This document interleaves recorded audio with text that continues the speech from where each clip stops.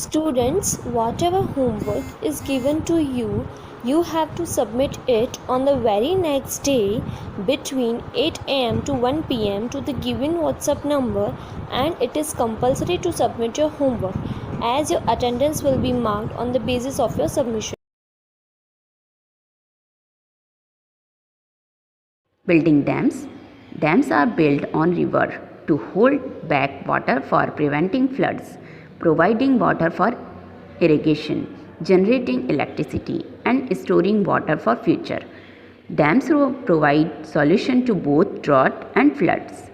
Dams have many openings to let in water and high walls to hold back water. When it rains heavily, rivers overfill with water.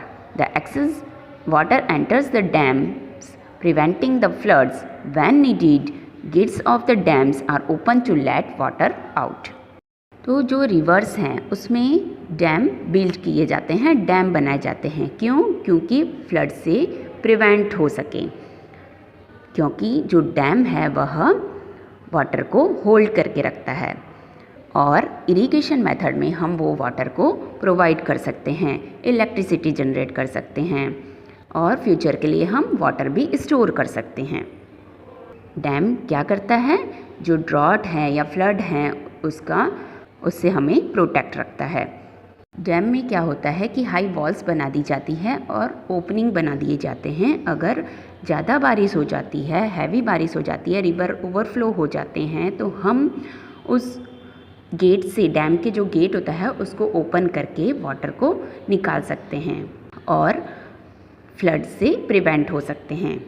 Improvised irrigation. Improvised irrigation methods should be practiced to save water. The watering of crops should be done in the evening or early in the morning, so as to avoid the loss of water by evaporation during the daytime. Deep irrigation method can be used, which provides water directly to the roots of the plant in the right amount without any loss. तो जो drip irrigation method है इससे भी हम water को save कर सकते हैं। ड्रीप इरिगेशन ऐसी मेथड है जिसमें पानी का वेस्ट नहीं होता है। ड्रीप इरिगेशन मेथड में एक पाइप के थ्रू पानी को उसके प्लांट्स के रूट में डायरेक्टली प्रोवाइड किया जाता है, राइट अमाउंट में, यानी थोड़ा थोड़ा करके, बूंद बूंद करके। तो इससे पानी का वेस्टेज नहीं होता है और जितना प्लांट्स को पानी चाहिए होता है उतना ही हम उसमें यूज़ कर सकते हैं, उससे पानी का वेस्टेज नहीं होगा। Rain water harvesting. The process of collecting rain water from roof tops और surface catchment and storing, it is called rain water harvesting. In rooftop rainwater harvesting, the roof of a house, building or a school becomes the catchment from where rainwater is collected. Water from the roof is allowed to flow through a pipe, which can be stored in a tank for long periods. This water should be filtered before use. Another option is to divert the collected rainwater to an artificial recharge system. This method helps in recharging the groundwater level of the area. तो rain water harvesting की method से भी हम water को save कर सकते हैं। ये एक ऐसी प्रोसेस है जिसमें जो बारिश का पानी है वह एक रूफ टॉप से किसी सरफेस में स्टोर किया जाता है। उस मेथड को रेन वाटर हार्वेस्टिंग कहते हैं। अब रेन वाटर हार्वेस्टिंग किसी हाउस के रूफ में, हाउस की छत में या बिल्डिंग की छत में या स्कूल की छत में, तो कहीं से भी ये रेन वाटर कलेक्ट किया जाता है। जब बारिश का पानी उस रूफ पर पड़ता है तो एक पाइप के थ्रू उसे एक टैंक में स्टोर किया जाता है लॉन्ग पीरियड के लिए, जैसे आप फिगर में देख सकते हो। और फिर जब हमें उनका यूज़ करना हो तो उसको फिल्टर किया जाता है। और दूसरा ऑप्शन है कि जो रेन वाटर का जो कलेक्शन है वो आर्टिफिशियल रिचार्ज सिस्टम से किया जाता है और इस मेथड की हेल्प से जो ग्राउंड वाटर है, उस एरिया का जो ग्राउंड वाटर लेवल है वो रिचार्ज हो सकता है। तो इससे भी हम रेन वाटर हार्वेस्टिंग की मेथड से हम वाटर को सेव कर सकते हैं। Preventing pollution of water means water pollution को रोकना, प्रिवेंट करना। Polluted water is not only unfit to be used but also reduce the availability of potable, fit for drinking water. Thus, preventing water bodies from getting polluted is another way to conserve water. Garbage and harmful chemicals should not be thrown into the water bodies. Industrial water and sewage should be properly treated before discharging into the water bodies such as ponds, lakes and rivers.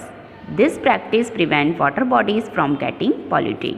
तो polluted जो water है वह हमारे लिए unfit है, वह हमारे लिए पीने लायक नहीं होता है. Potable means fit for drinking, means पीने का पानी. वह अगर वाटर में पॉल्यूट हो जाएगा, वाटर पॉल्यूट हो जाएगा तो वह पानी पीने लायक रहेगा नहीं. तो हमें वाटर को कंजर्व करना चाहिए कि वाटर जो बॉडीज़ हैं वह पॉल्यूट नहीं हो सके. जो गार्बेज है, कचरा है, हार्मफुल जो केमिकल्स है वह हमें वाटर बॉडीज़ में नहीं डालने चाहिए. वाटर बॉडीज़ मीन्स जो पॉन्ड्स है, लेक्स है, रिवर्स में है, इन सब में हमें गार्बेज को नहीं डालना चाहिए. जो इंडस्ट्रियल का वाटर है, जो स्वेज है, वो उसका जब पानी पॉन्ड्स, लेक्स और रिवर में जाता है तो उससे पहले ही उसको डिस्चार्ज करना चाहिए, डिस्चार्जिंग करना चाहिए, उसकी ऐसी ट्रीट करनी चाहिए, ट्रीटमेंट करना चाहिए जिससे कि जो स्वेज है वह रिवर्स में न जा पाए. तो इस प्रैक्टिस से हम वाटर बॉडीज़ को पॉल्यूट होने से प्रिवेंट कर सकते हैं. Increasing forest cover. Forest cover को इंक्रीज़ करके, बढ़ा करके. अब फॉरेस्ट कैसे होगा? जब हम उसमें मोर ट्रीज़ लगाएंगे. More trees should be planted to increase the forest cover. Trees help in bringing more rain and also in percolation of water into the soil. The recharges and the underground water. Roots of the trees hold the soil. This prevents soil erosion and improves the soil fertility. तो हम ज़्यादा से ज़्यादा plant उगा करके हम forest cover को increase कर सकते हैं, क्योंकि जो ट्रीज़ है वह बारिश लाने में सहायक होते हैं और सॉइल में जो वाटर का पेरिकोलेशन है वो भी बना रहता है और जो अंडरग्राउंड वाटर है वो भी रिचार्ज होती रहती है. ट्रीज़ के जो रूट्स हैं वह सॉइल को होल्ड करके रखते हैं, जिसके कारण सॉइल इरोजन नहीं होता है. सॉइल इरोजन से प्रिवेंट कर सकते हैं और सॉइल फर्टिलिटी इम्प्रूव होती रहती है. तो ये जो सारी मेथड्स हैं वह वाटर कंजर्वेशन के लिए हैं, जिससे हम पानी को बचा सकते हैं.